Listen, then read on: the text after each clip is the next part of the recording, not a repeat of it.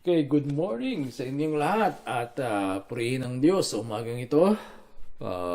Umaasa ako na kayong lahat ay nasa mabuting kalagayan bagamat iba't iba ang nangyayari sa ating paligid. Hanggang sa ngayon, ang pandemya ay ganun pa rin. Walang namamayagpag pa rin sa iba't ibang lugar. Pero patuloy tayong manalangin sa Diyos, patuloy tayong magtiwala sa Diyos. At of course, hindi lang yung panalangin para mawala na yung pandemya. Bagamat kasama yun, pero panalangin natin, ang puso natin ay talagang magtiwala sa Diyos. Ang puso natin ay talagang maging malapit sa Panginoon sapagkat yun ang kalakasan natin. Kapag tayo ay laging malapit sa Diyos, meron tayong tapang, meron tayong kalakasan sa ng kalooban. So, yun ang ating laging idadalangin sa Diyos.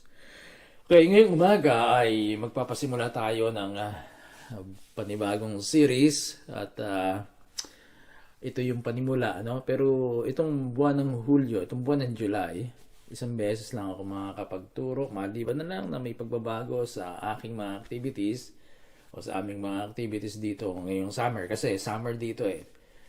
Kaya sinasamantala namin pag summer dahil bihirang-bihira yung magandang panahon dito. Ang Scotland ay kilala sa panahon na hindi maganda yung weather, no? Kaya sinasamantala namin pag summer. So ngayong July, no, sabi ko nga isang beses lang ako makakapagturo at ngayon yun. Susunod ko na pagtuturo na uli ay July, ay August. Maliban na lang kung mayroong pagbabago, sasabihan ko naman ang leaders natin kung mayroong pagbabago at sabihin ko kung pwede ako magturo. So, ito yung unang pagtalakay natin sa series na pinamagatan kong seven deadly demons in the human heart. 7 deadly demons in the human heart. At tatalakayin natin yan, yung 7 deadly sins. At makikita nyo kung bakit ko tinawag na 7 deadly demons instead na 7 deadly sins. No? Sa pag-usad ng ating serye. Pero ngayong araw na ito, ngayong umaga, gusto kong masamahan ninyo ako sa aklat ng Marcos, sa Ebanghelyo ni Marcos, the Gospel of Mark, para sa ating talakaying pinamagatan kong Out of the Heart. Out of the Heart. Gospel of Mark. Chapter 7. Mark chapter 7 verses 20 to 23. At babasahin ko ito sa NRSV.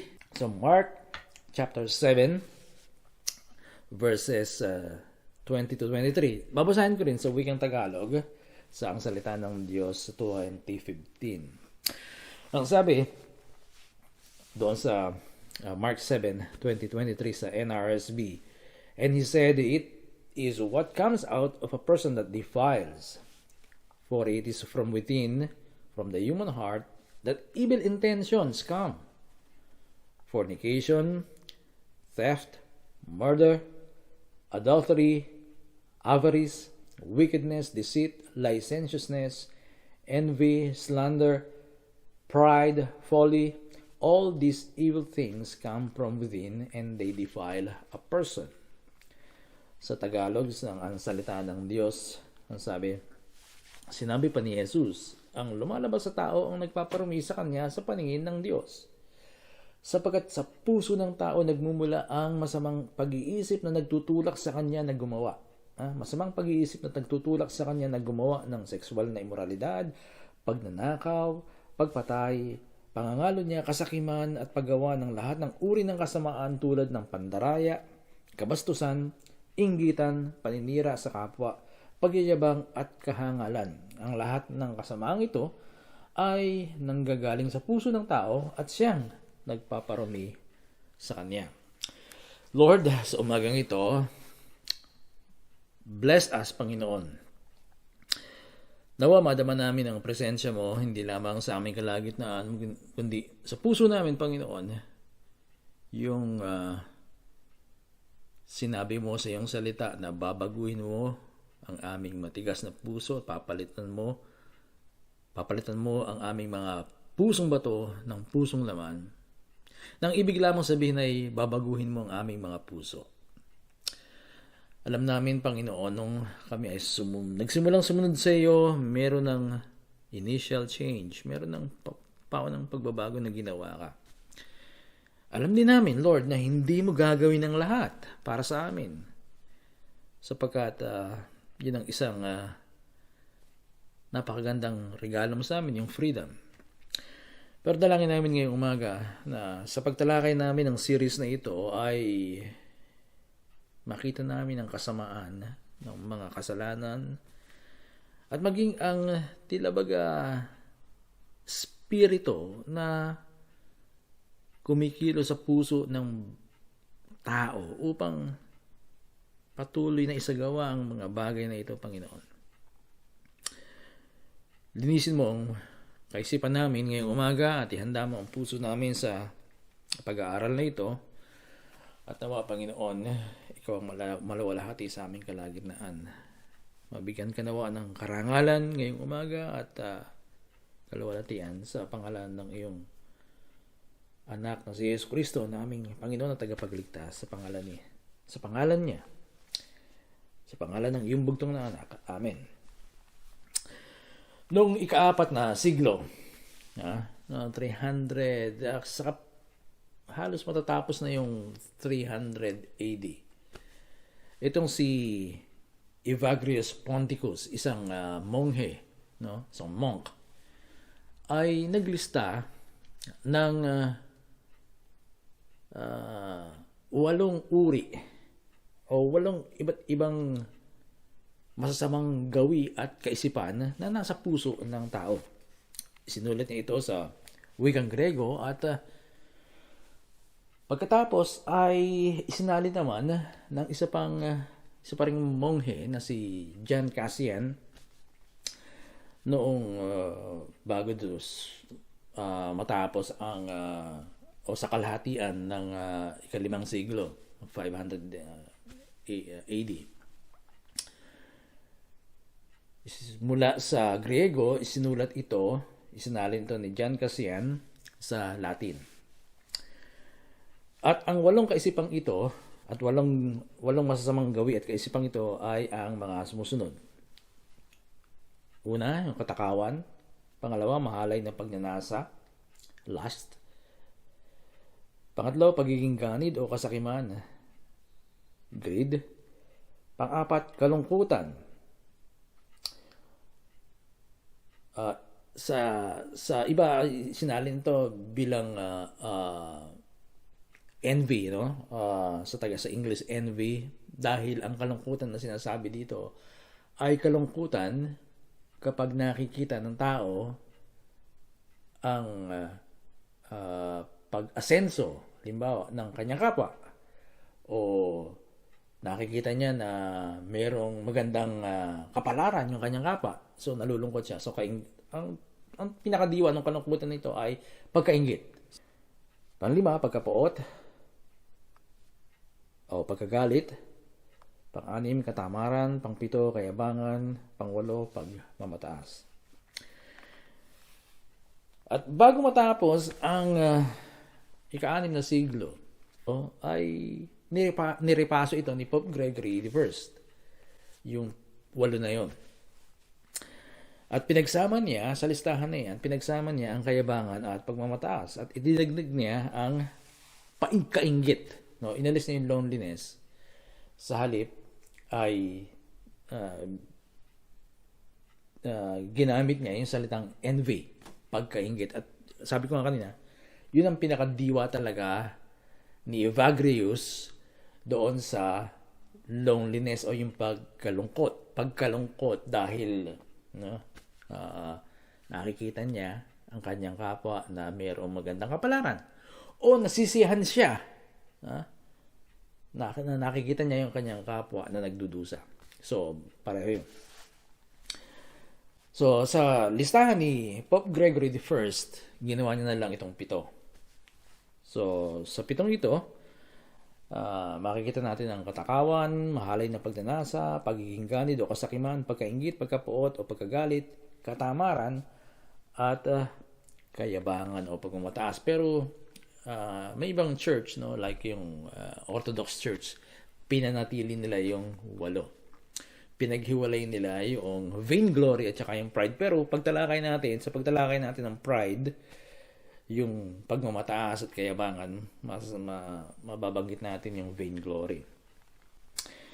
So tinawag ang mga yan na seven deadly sins dahil pinaniniwalaan na ang mga ito ay mga kasalanang lubhang nagbibigay ng malaking pinsala sa buhay ng tao at sa kanyang kaluluwa.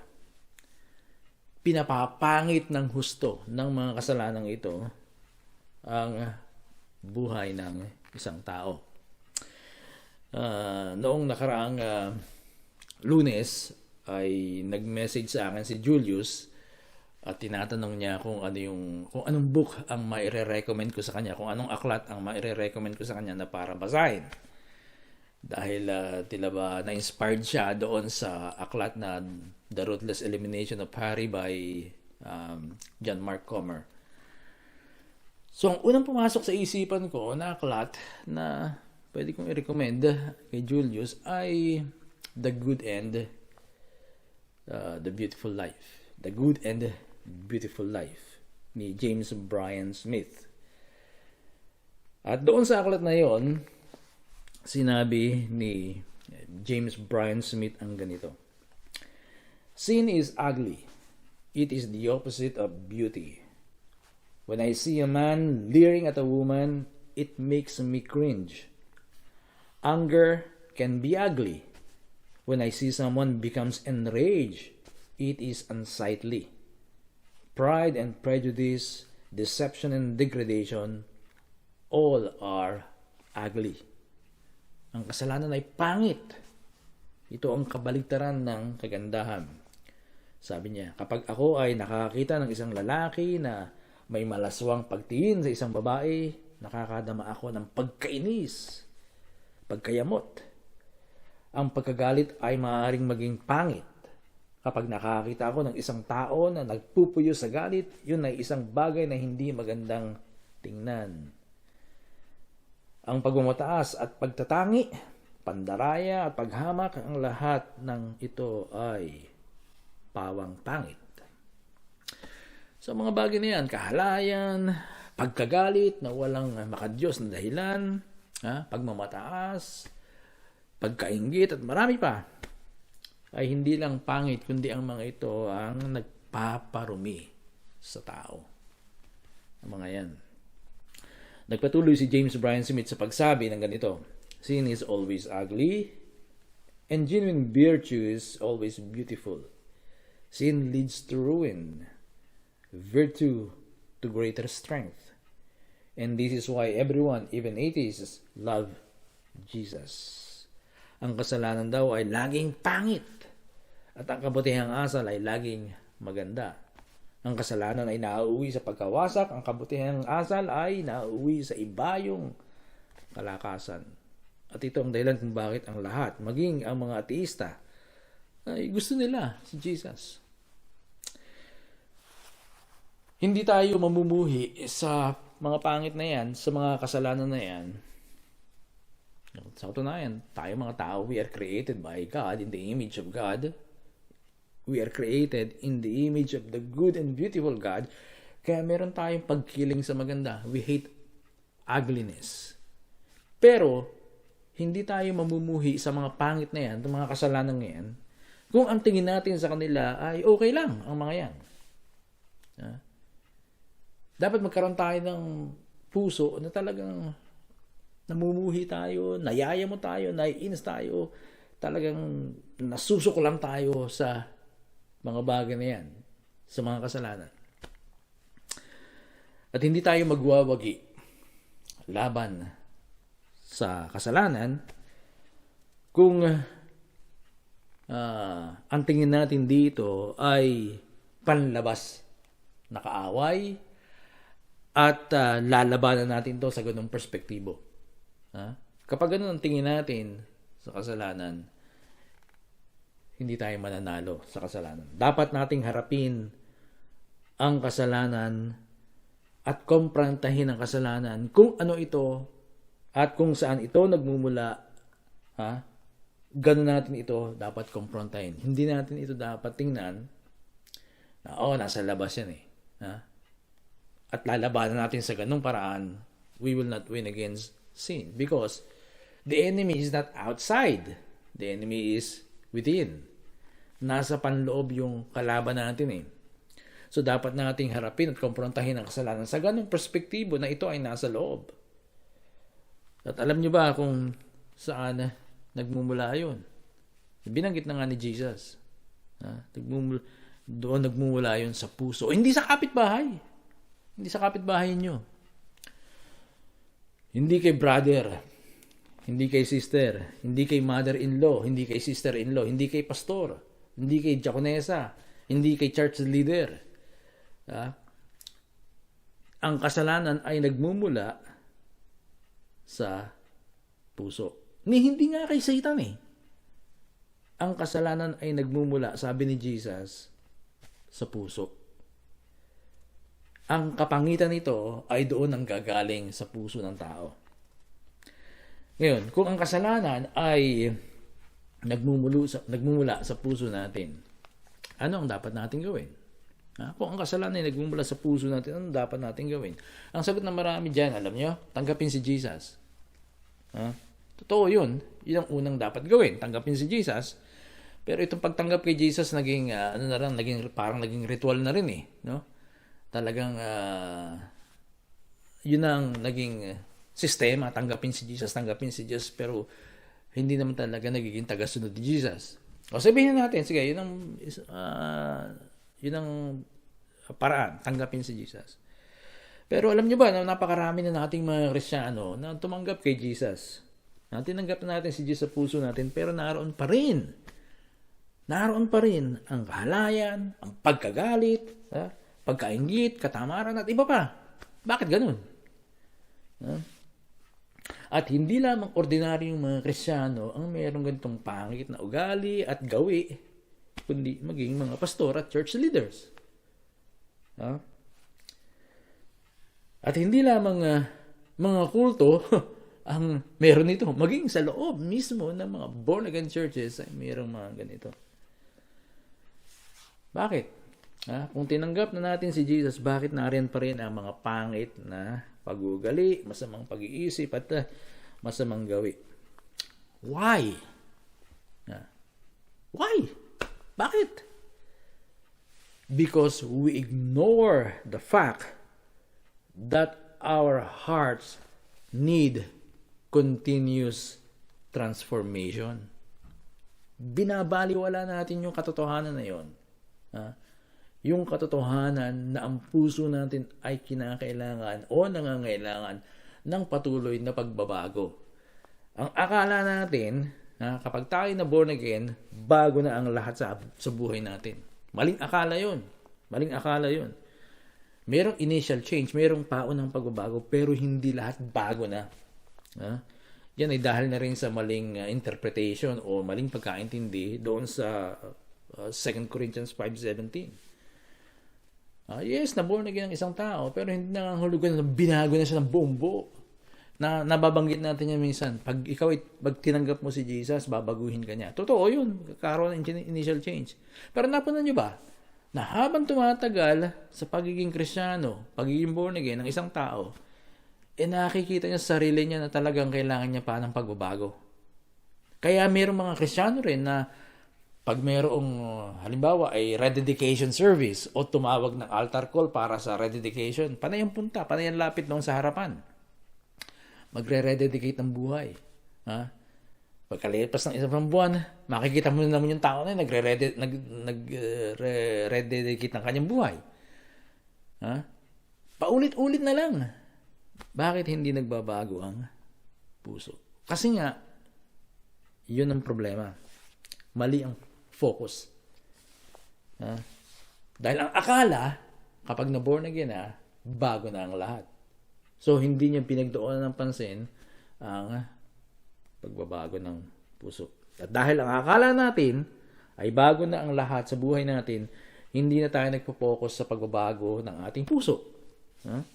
Nagkamali tayo ng focus sa ating pagiging Kristiyano at sa ating buhay Kristiyano.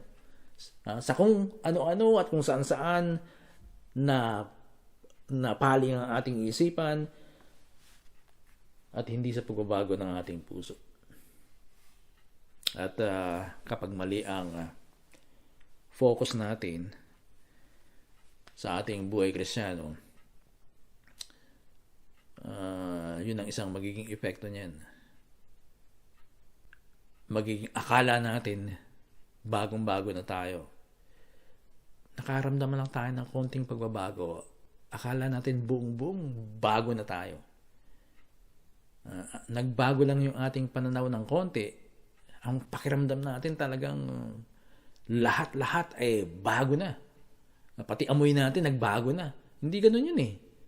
We have the responsibility at meron tayong tungkulin na patayin ang lumang pagkatao at isuot ang katangian ni Kristo. Yun nga yung pinakatema noong The Good and Beautiful Life putting on the character of Christ. Pagsusuot sa mga katangian ni Kristo.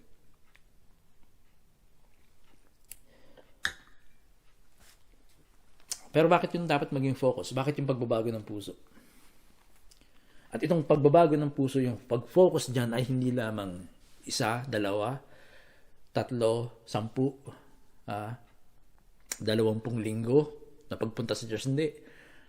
Itong pag-focus sa pagbabago ng puso ay panghabang buhay. Kung meron man dapat tayong asikasuhin sa pagiging Kristiyano natin, ito, yung pagbabago ng puso natin.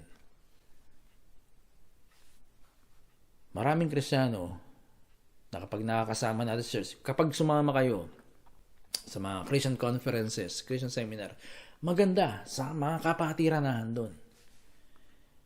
Pero marami din doon sa mga kapatiran na nag-struggle sa kasalanan. Marami.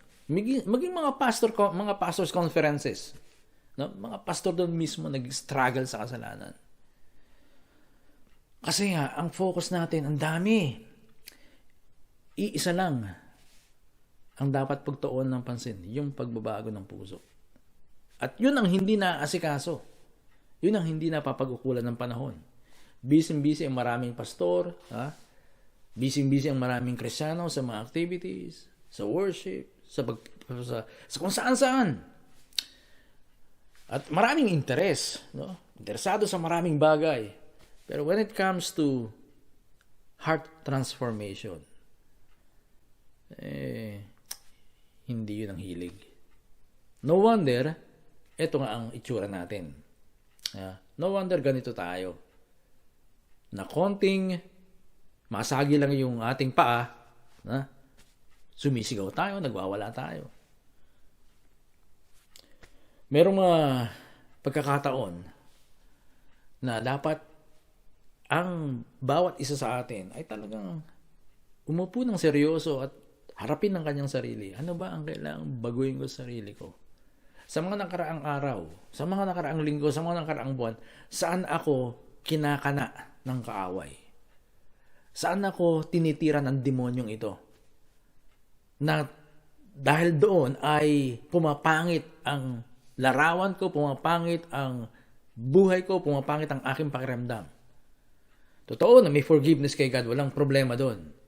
Pero hindi yun, ang pamumuhay natin bilang Kristiyano ay hindi lamang yung tinatawag na sin management. Kakasala ka, ikukonfess mo, kakasala ka naman, ikukonfess mo, magkakasala ka naman, ikukonfess mo. Hindi, merong buhay na maganda at mabuti na kung saan hindi mo na kailangan mag-confess dahil hindi mo na nagagawa yung mga bagay na yun. It becomes a natural part of your salvation.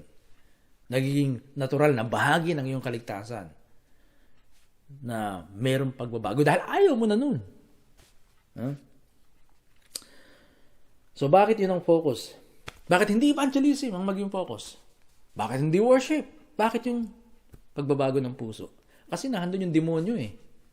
Nahandun yung 7 deadly demons na kailangan talagang mapuksa.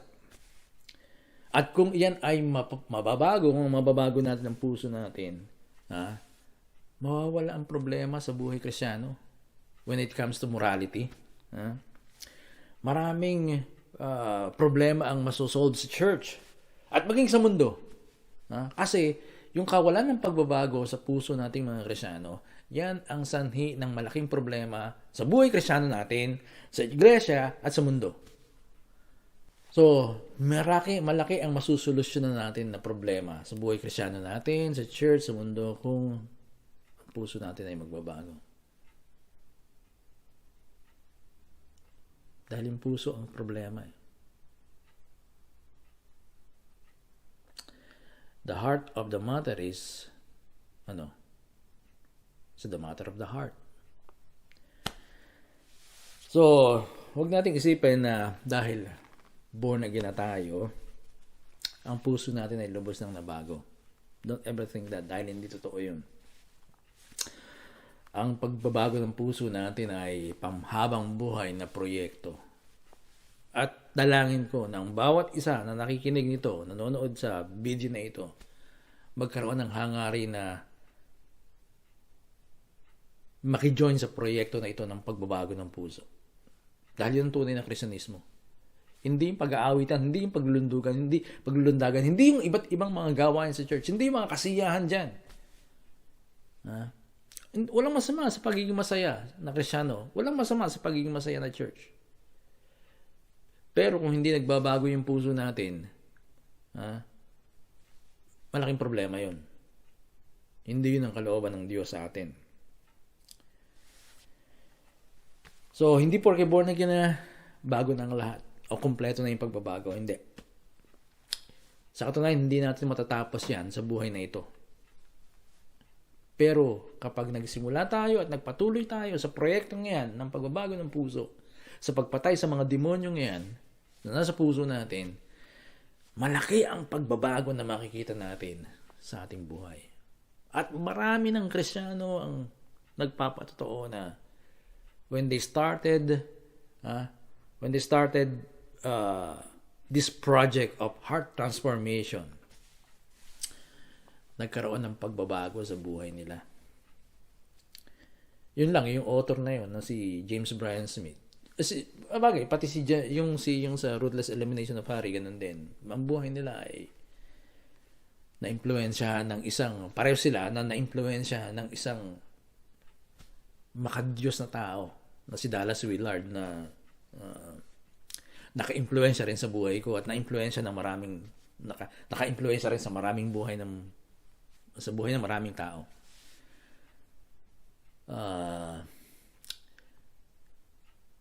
Ito yung dapat nating hangarin sa buhay natin. Kung kayo ay bago pa lamang sa pananampalataya, dito kayo magsimula sa pagbabago ng puso. May mga kabataan ko, ng panahon namin, mahilig kami sa theology, sa mga doktrina. Yun ang pag-iinteresa namin. Pinag-iinteresa namin. At yun din ang interes ng marami. Pero ang nakita ko lang doon, sa tinagal-tagal ng pag-aaral ko ng theology, hindi nabago yung buhay ko na katulad ng naranasan ko nung ako ay sumama sa proyekto ng pagbabago ng puso, yung heart transformation. Napaka ganda ng buhay kung ito ay binubuksan sa Panginoon at sinasabi, Lord, sa iyo ito, ikaw ang maghari sa akin, yung kaharian ko ay gapiin mo. Gusto kong magkaroon ng pagbabago sa puso. Napakagandang buhay ang magaganap kapag naging seryoso tayo sa ganung hangarin. Kaya kapag tayo nagsimula sa proyektong ito, ng pagbabago ng buhay, ng pagbabago ng puso, merong makikita kayo. You will see significant changes in your life. Makikita niyo yun. So, huwag niyo isipin na kapag na-born again ng isang tao ay kumpleto na yung pagbabago. Hindi. It's a lifelong process actually.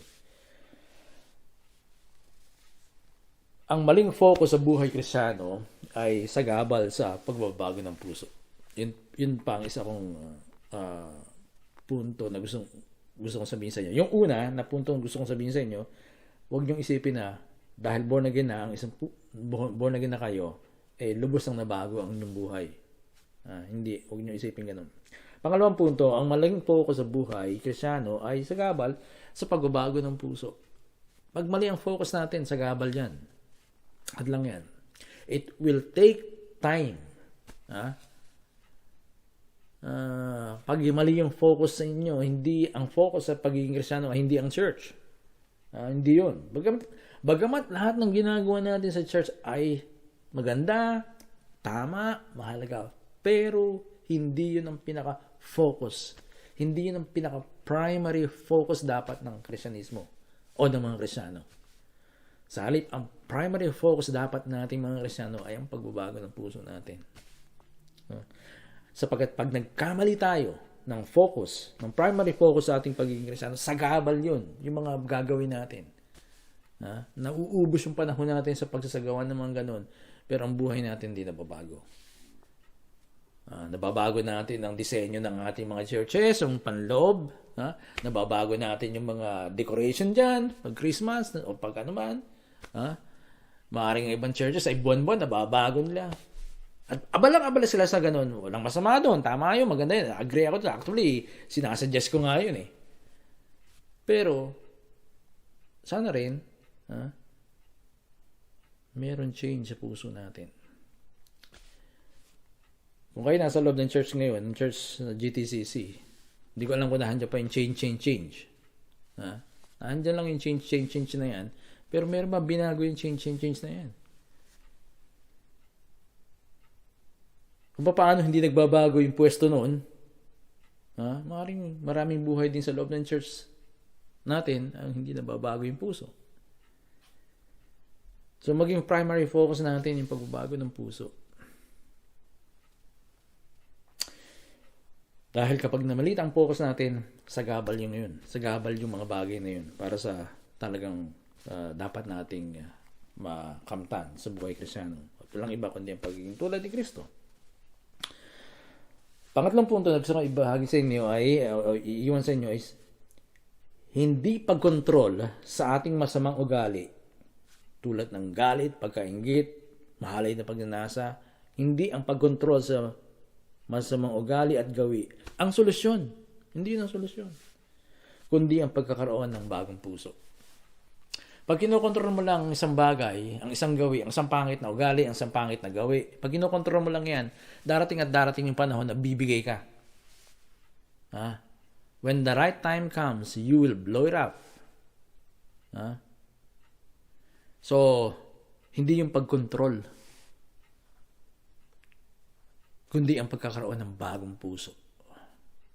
Pagkakaroon tulad ng puso ni Kristo. Sa umaga lang, paggising natin, Lord, dapat yan ang prayer natin. Give me a heart like yours today. Sa buong maghapon ito. Of course, hindi lang yung prayer na yun, kundi gawin din natin yung dapat natin gawin. Para makatulong sa pagbabago ng puso natin. At, of course, nakakatuwa kapag yung nakakakita tayo ng mga tao na nagsisimula sa bagay na yan. Because they want that. Pero kung hindi tayo interesado sa bagay na ito, makikita niyo din yun. Makikita rin kung bakit, you don't ask for direction. You don't search for the direction. Hindi tayo nagtatanong, paano ba gagawin yun? Hindi tayo nagsasaliksik. Kung hindi ba nagtatanong, hindi tayo nagsasaliksik kung paano gagawin yun. Hindi tayo nagbabasa ng mga aklat, paano gagawin yung mga bagay na yan. We just go with the flow ng pagiging Kristiyano. We just maintain the status quo. Yun ang ginagawa natin. Hindi tayo nagde-develop. Hindi tayo nagkukultivate ng magandang bagay. Hindi tayo lumalaban sa pangit na simbuyo ng ating damdamin. Pastor, hindi ko kaya. Pag meron kang Kristo, kaya mo yun. The reason why na hindi mo kaya is because you don't spend time with Christ. That's the thing. Yun ang dahilan. So, itong series na ito ay titingnan natin yung seven deadly demons na yan. Yung pride, yung anger, yung envy, greed, yung 7 na yan. No? Tatalakayin natin yan. At sa huli ay titingnan natin paano ba tayo magkakaroon ng bagong puso. So hopefully ay makatulong ito sa inyong paglakad bilang mga mananampalataya, bilang mga tagasunod ni Kristo. So yun ang tandaan, sa pansamantala, yun muna ang tandaan natin. Huwag niyo isipin na kung kayo na born again na, nabago na lahat. Hindi. Ha? Patuloy ang pagbabago. Kailangan baguhin natin yung ating puso. At meron tayong part doon, meron tayong responsibilidad sa bagay na yun. Pangalawa, ang maling focus sa buhay Kristiyano ay sagabal. Tandaan yan, maling focus. Sagabal yan sa pagbabago ng puso natin. At pangatlo, hindi ipag-control ang solusyon, kundi ang pagkakaroon ng bagong puso. So, hopefully, maging exciting itong ating pagtalakay. Hindi man ito maging entertaining, hindi naman talaga tayo doon, matuto tayo. At sa pagtalakay natin to, makatulong ito para sa ating pagbabago. Kaya manalangin. Lord, salamat po sa tanghaling ito. We give you praise, we give you glory sa iyo, Panginoon ng kaluwalhatian. At dalangin namin, Panginoon, sa pag-usad namin ng pagtalakay ito, ng sharing ito, ay makatulong ito para sa pagbabago ng aming puso. We give you praise. Amen.